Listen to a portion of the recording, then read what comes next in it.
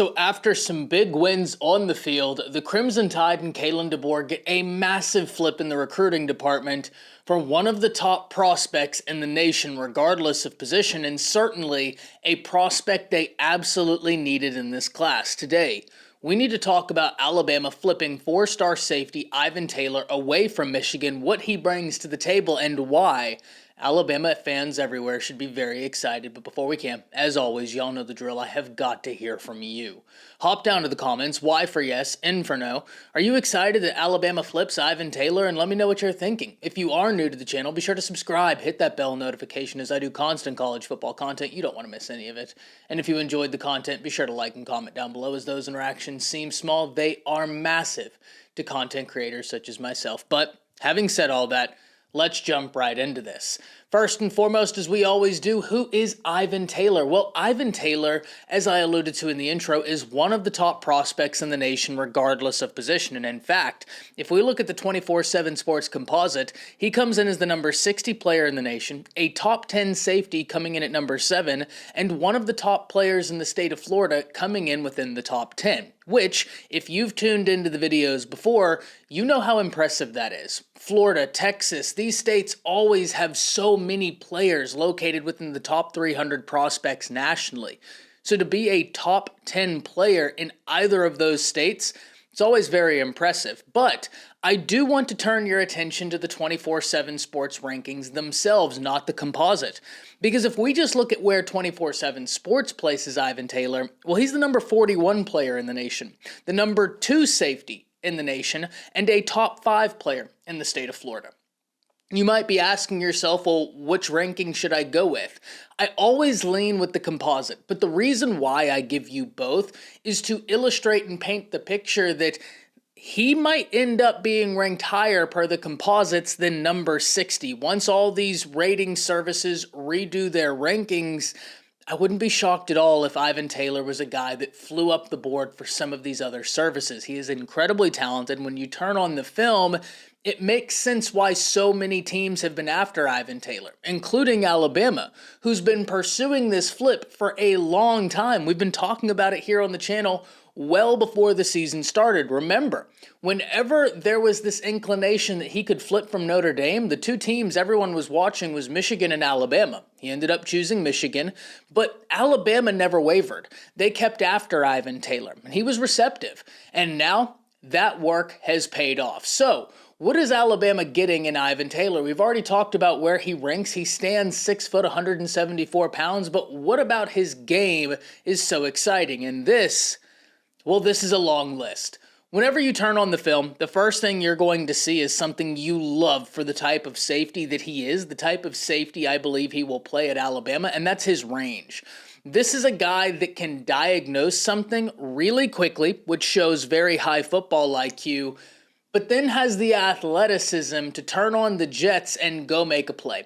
Whether that's getting an interception, whether that's getting a pass breakup, he shows really great range at the high school level consistently. It's not just a one-off. It is a theme whenever you watch his highlight tape. Whenever you mix that great range with high football IQ at a safety position, plays are bound to be made, and he does that time after time. Another thing I love about Ivan Taylor's game is that he is a willing tackler. And not only is he a willing tackler, he's a good tackler. And I mean that in terms of a good form tackler. Now, make no mistake about it. There are times where he comes up with bad intention and he is letting a running back, a wide receiver know, hey, if you come across the middle, you're going to have to see me. But that's not what he's trying to do every single time. And we've had this conversation before that some players at the high school level that are so talented, they can try and take someone's head off consistently. Well, when you get to college, you may be able to do that a few times, but you could also miss some tackles. Give me a guy that shows the ability to take someone's head off, but has the tendency of being a great form tackler, and that's exactly what Ivan Taylor has shown. Now, for those of you wondering, Taylor, that name sounds familiar. He is the son of former NFL defensive back Ike Taylor, which makes a ton of sense whenever you think about something we already talked about, and that was the high football IQ. Because play after play after play, as I'm taking notes on his game, I'm sitting here thinking, okay, he's got great range. He's a willing tackler, but he has got really high football IQ. And whenever you have a guy that's very athletic, such as Ivan Taylor, that has a high football IQ, in my opinion, that makes him an incredibly valuable prospect. Why? Because when he gets to college, he can be taught some of the little intricacies to take his game to another level. That's not something I worry about. The reason I don't worry about it is because he has the high football IQ to be able to be taught those intricacies and implement it into his game. So this is a very interesting prospect. I think he's definitely going to be a coverage safety and a really good one at that. And he is a guy that Alabama really needed. In fact, whenever we talked about this in the intro, I went as far as to say is this was a needed prospect and, dare I say, a must-land prospect for Alabama. The reason why is simple. They needed a safety in the class.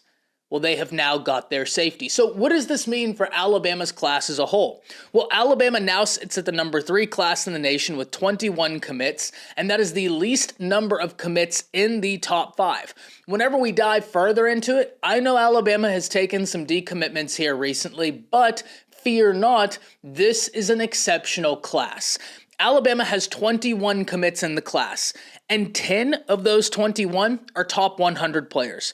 15 are top 300 players, including the number 2 JUCO player and the number 3 JUCO player in the nation who aren't eligible for top 300 status. So already right there, we're sitting at 17 of the guys.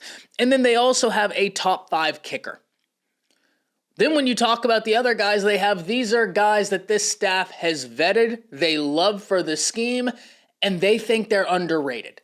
This is a really strong effort on DeBoer's part and on Alabama's recruiting staff's part for the first class of the post-Saban era.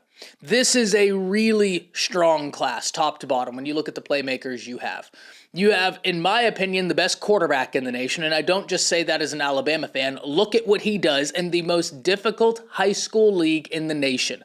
The only other high school league you can give me that I will buy your argument is more difficult is the Trinity League in California. That's the only one you're going to give me and have any sort of argumentation.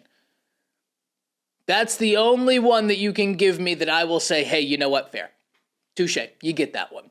The Trinity League is exceptional. Duncanville's league is a gauntlet, and he has owned it. In fact, as we currently speak, he is on his way to trying to pursue a 3rd straight Texas state title. Unbelievable work by Key Russ. In my opinion, the best quarterback in the nation and a top 10 player per the 24/7 Sports Composite.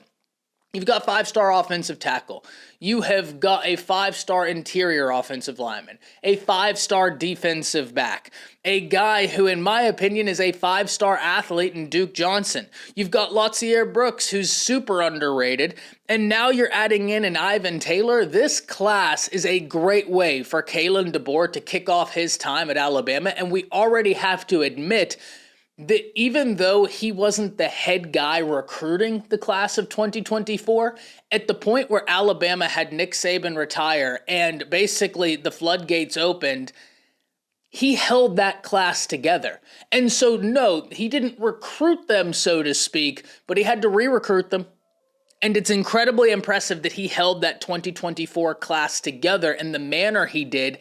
And lest we forget, he got Ryan Williams back into the fold. Courtney Morgan, some of these unbelievable pieces Alabama has been able to assemble, they held that 2024 cycle together. And they've only since strengthened their claims as being really good recruiters. But I can't wait to hear from all of you. Hop down to the comments. Let me know what you're thinking.